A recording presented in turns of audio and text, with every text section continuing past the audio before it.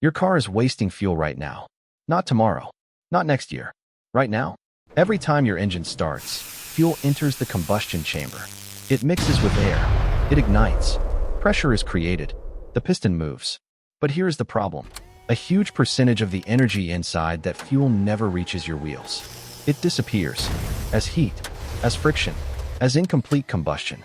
As energy lost through the exhaust. And while your fuel gauge keeps moving downward, something else is happening inside the engine. Metal surfaces are sliding against metal surfaces at thousands of revolutions per minute.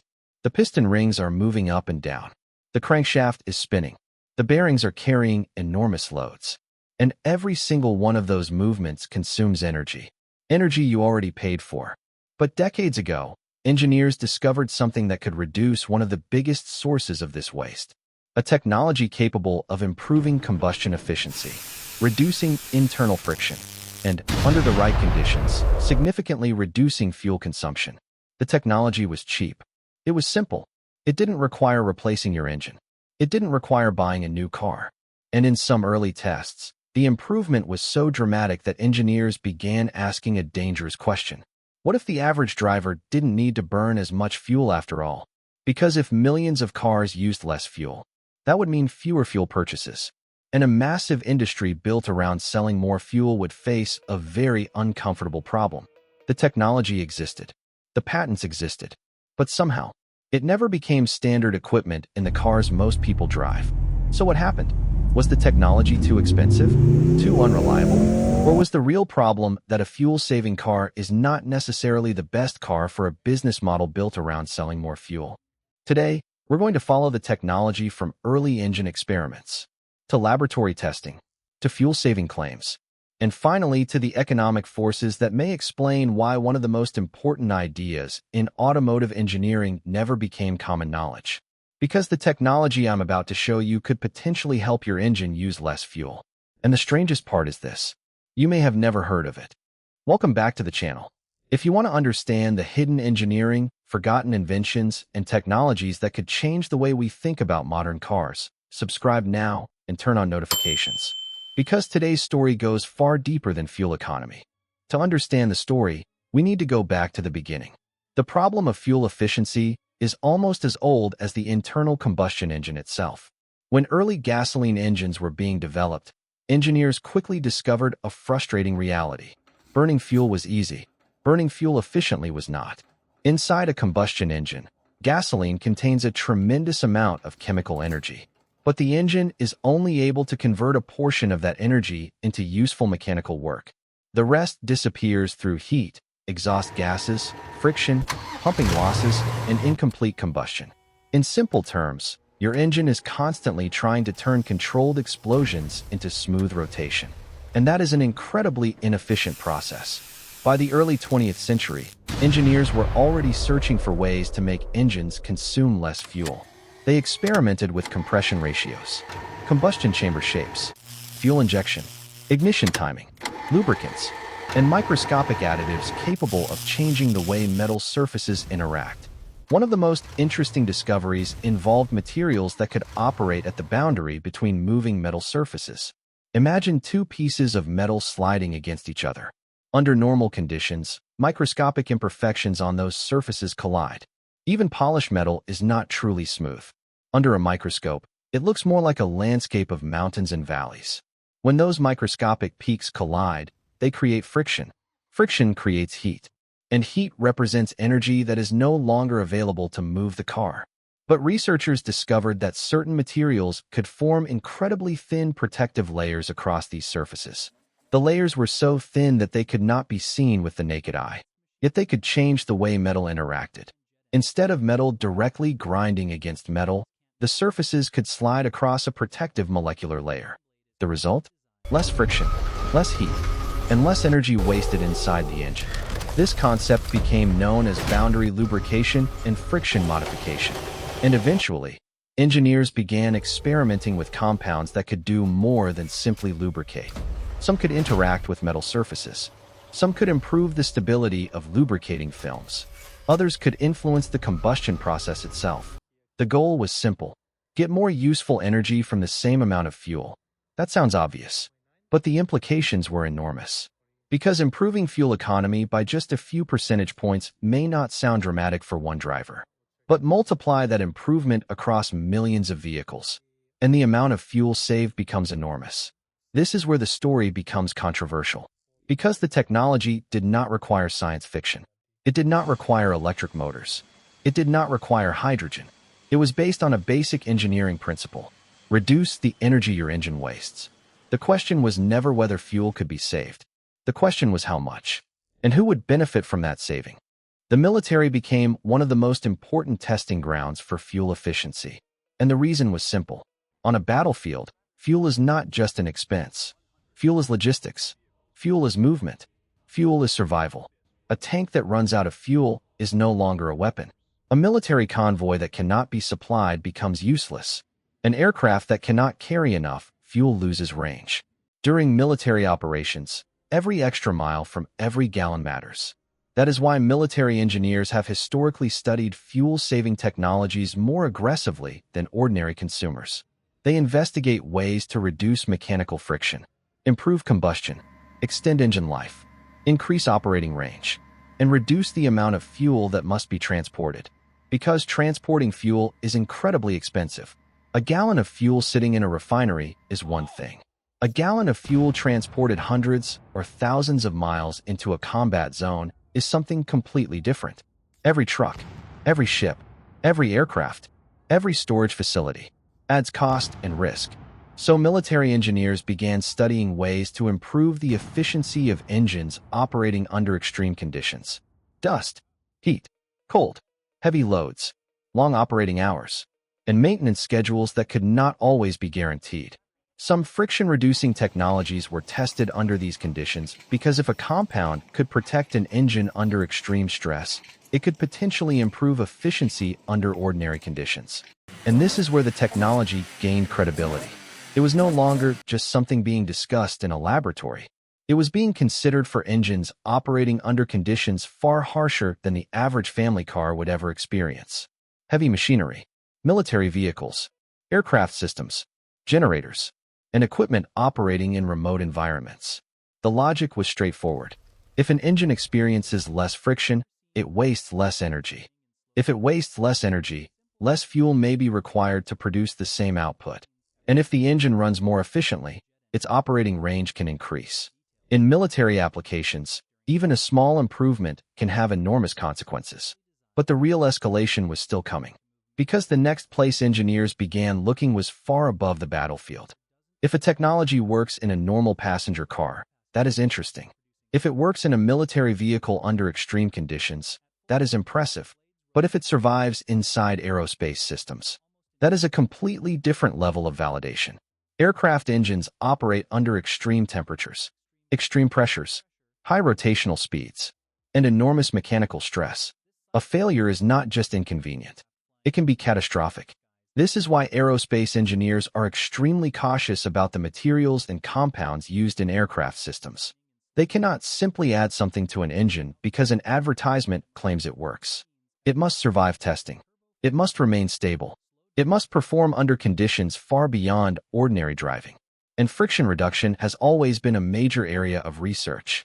Because when components are moving at extreme speeds, even tiny amounts of friction create enormous amounts of heat. And heat is one of the greatest enemies of mechanical systems. Engineers have experimented with specialized lubricants, surface treatments, coatings, and chemical compounds capable of reducing friction under extreme conditions. Some materials can maintain protective films even when pressure becomes enormous. Others can alter the interaction between surfaces at a microscopic level. The result is not magic. It is physics. Less resistance means less energy lost. And less energy lost means more energy available for useful work. The important question is what happens when these principles are applied to ordinary automobile engines. Because an engine does not need to be operating in space to benefit from reduced friction. A family sedan may not reach aerospace temperatures, but its piston rings still move thousands of times per minute. Its bearings still rotate continuously. And its internal surfaces still experience enormous amounts of friction over the life of the vehicle. Which brings us to the uncomfortable part of the story. If reducing friction can improve efficiency, why isn't every engine designed to eliminate as much friction as possible? The answer may have less to do with engineering and more to do with economics. The automotive industry does not exist in isolation. Cars are connected to oil companies, fuel distributors, repair shops, parts manufacturers, dealerships, maintenance networks, and a global fuel economy worth hundreds of billions of dollars. Every part of this system has different incentives. The consumer wants a car that lasts longer and uses less fuel. The manufacturer wants to sell vehicles. The repair industry earns money when vehicles require maintenance. And the fuel industry earns money every time a vehicle consumes gasoline or diesel. This does not automatically mean there is a secret meeting where executives sit in a dark room and agree to hide a miracle technology. Reality is usually more complicated than that. The problem is incentives. A technology that allows people to buy less fuel creates a simple economic question. Who loses revenue? If a vehicle uses 10% less fuel, the driver benefits. But somebody, somewhere, sells 10% less fuel. And if a technology dramatically extends engine life, fewer people may need expensive repairs. That does not mean every fuel-saving technology was deliberately suppressed. But it does mean the technology faces a powerful obstacle. A cheap solution that permanently reduces consumption is difficult to monetize. You cannot easily build a recurring revenue business around something people buy once and then stop needing. And that is where the story becomes much more interesting. If you've made it this far, you already know more about fuel-saving technology than most car owners ever learn. So do me a favor. Share this video with someone who spends a fortune at the gas station every month. Because understanding how your engine wastes energy is the first step toward understanding how to reduce that waste. Now we come to the most important part, the testing. Because claims are easy. Advertisements make claims every day. The real question is, can independent testing actually measure a difference? Researchers have tested various friction-reducing compounds and fuel efficiency technologies under controlled conditions. The basic process is straightforward. Take an engine, measure its fuel consumption, measure friction, measure power output, record operating temperature, then introduce the technology. Run the same tests again. The goal is to isolate the variable. Same engine, same operating conditions, same fuel, same load, different treatment. And in some studies, researchers have observed measurable improvements in friction and efficiency. The exact results vary enormously depending on the engine, the compound, the operating conditions, and the testing method. That last part is important. A product that produces a measurable improvement in one engine may produce a smaller improvement in another. There is no universal magic formula, but the broader scientific principle is well established. Reducing friction can reduce energy losses. Improving combustion can improve efficiency. And reducing mechanical resistance can allow an engine to produce the same output with less wasted energy. The question is not whether physics allows fuel savings. It does. The question is how effectively a particular technology can achieve them, and whether the economic system has any reason to aggressively promote a technology that reduces fuel consumption. That brings us to the most controversial section of this entire story, the conspiracy and industry suppression section. And then, nothing happened. The technology existed. The research existed. The engineering principles were understood. But the average driver still continued buying fuel. Over and over and over again. Why? The answer may not be a single conspiracy. It may be something more powerful. The system itself. Think about it. A fuel-saving technology is useful to the consumer. But the less fuel the consumer uses, the less fuel must be purchased. A longer-lasting engine is useful to the consumer. But the fewer major repairs the engine needs, the less money is spent on repairs. A technology that improves efficiency, extends engine life, and reduces maintenance is excellent for the owner. But it creates a problem for industries built around continuous consumption. You cannot patent every natural physical principle. You cannot own the idea of reducing friction. You cannot force customers to keep buying something they no longer need. You cannot build an endless recurring revenue stream from a product that dramatically reduces consumption. And that is the uncomfortable question. What happens when the best technology for the consumer is not the best technology for the business model? This is not unique to automobiles. The same conflict appears everywhere. A product that lasts forever is difficult to sell repeatedly. A device that never breaks is bad for repair revenue. A car that uses less fuel reduces fuel sales. Again, this does not prove that every technology was intentionally buried, but it does reveal something important. Technology does not automatically become popular simply because it works. It also needs distribution, marketing, investment, industry support, and a financial incentive. Sometimes a technology fails because it is too expensive, sometimes because it is unreliable, sometimes because a better technology appears, and sometimes it simply never receives enough commercial momentum. The technology disappears from public attention. The research becomes difficult to find. The average consumer never hears about it, and the industry moves on. Not because the technology was necessarily useless, but because nobody powerful enough had a strong reason to make it standard. That is the real suppression mechanism. Not always censorship, not always a secret agreement. Sometimes it is simply economics. A technology that reduces consumption has to fight against an entire system that profits from consumption. And that is why the most important question is not, does this technology work? The real question is, who benefits if it does? The practical solution. So what can an ordinary driver actually do? First, understand the limits. Fuel economy depends on many variables: tire pressure, driving habits, vehicle weight, engine condition, air filters, fuel quality, oil viscosity, traffic, acceleration, and maintenance. There is no single additive or compound that can transform a damaged engine into a brand new one. But if your engine is healthy, reducing unnecessary friction and maintaining proper combustion can help it operate closer to its intended efficiency. Start with the basics. Keep your tires properly inflated. Replace clogged filters. Use the correct oil viscosity recommended for your engine. Maintain the ignition system. Keep the fuel system clean. And avoid believing any product that promises impossible results. When evaluating a fuel-saving technology, look for independent testing. Look for controlled comparisons. Look for actual measurements, not just testimonials, not just dramatic before and after videos, and not just claims printed on a bottle. The best question is, was the same engine tested under the same conditions before and after the technology was introduced?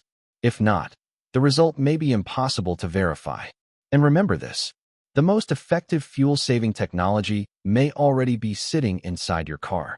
A properly maintained engine, a clean air filter, correct tire pressure, smooth acceleration, and avoiding unnecessary idling can sometimes save more fuel than any exotic compound. The hidden technology is interesting, but the fundamentals still matter. Anecdotal proof. Ask experienced mechanics about fuel economy, and they will usually tell you the same thing. Engines do not suddenly become inefficient for one single reason. Efficiency declines gradually. Friction increases. Deposits accumulate. Sensors become less accurate. Filters become restricted. Tires lose pressure. And drivers adapt to the problem without realizing it. One mechanic who has spent decades working on engines once described it this way. Most people don't notice their engine becoming less efficient. They only notice how much more often they're stopping for fuel. That sentence explains the entire problem. Fuel waste is usually invisible. You do not see the energy being lost inside the engine. You only see the bill. Now, let's be honest. Fuel-saving technology is not magic. It cannot repair a broken engine. It cannot replace proper maintenance. It cannot turn a heavy truck into a small economy car. And anyone promising a universal 50% reduction in fuel consumption should immediately make you skeptical. Real-world results depend on the vehicle, the engine, the driving conditions, the product, and the testing method. The real opportunity is more realistic. If technology can reduce friction, improve combustion, or recover energy that would otherwise be wasted, then even small improvements can matter over thousands of miles. The goal is not magic. The goal is efficiency. Your engine is wasting energy right now. Every mile you drive, fuel is being converted into heat, friction, and exhaust. Some of that loss is unavoidable, but some of it can be reduced. And the most important thing you can do is understand where the waste comes from. Because the average driver does not need to become a mechanical engineer. You just need to ask better questions. Why does my car use this much fuel? What is creating the friction? What technology can reduce the waste? Who benefits from the solution? Why have I never heard about it? Sometimes the answer is bad engineering. Sometimes it is poor maintenance. Sometimes the technology does not work as well as advertised. And sometimes the answer is simply that a system built around continuous consumption has very little motivation to promote anything that helps people consume less. The next time you fill your tank, get this.